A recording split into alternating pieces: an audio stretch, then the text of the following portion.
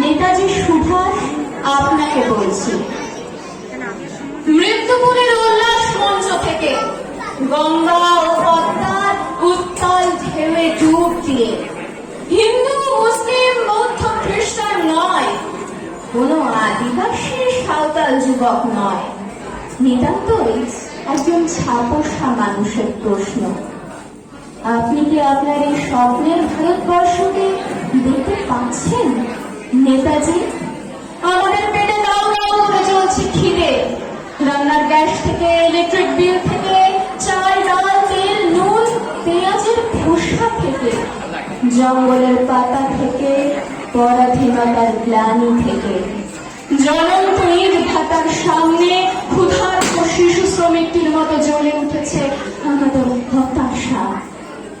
আপনি কি আপনার এই স্বপ্নের ভারতবর্ষকে দেখতে চেয়েছিলেন নেতাজি? যুদ্ধ যুদ্ধ খেলায় আমরা প্রথম। শহীদের লাশের উপর পিষে দিয়েছি ট্রাক্টর, সৈনিকের বুক ঝাঁঝরা করে দিয়েছি গুলির পর গুলি। বন্দুকের নলের মতো এগিয়ে আসছে প্রতিশ্রুতির গোলা বারুদ। রাষ্ট্রের মুখের উপর ছুড়ে দিয়েছি বান্ডিল বান্ডিল কাগজ। দেশের সম্পদ লুণ্ঠনকারীদের দিচ্ছি সুরক্ষা বাধায়। এই অস্থির সময়ের ভয়ঙ্কর গর্জন আপনি কি শুনতে পাচ্ছেন নেতাজি?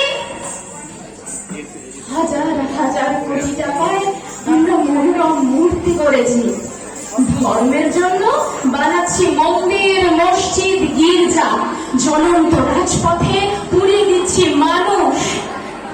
মৃত সন্তানের মুখ অন্ধকারে হাতড়ে বেড়াচ্ছে হতভাগ্য পিতা।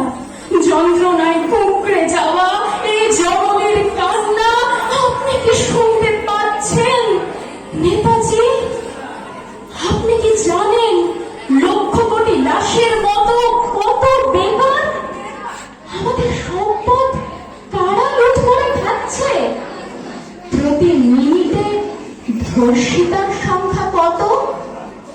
আপনার এই স্বপ্নের দেশের মাটিতে খাদ্যের অভাবে বিনা চিকিৎসায় প্রতিদিন কত কৃষক আত্মহত্যা করে।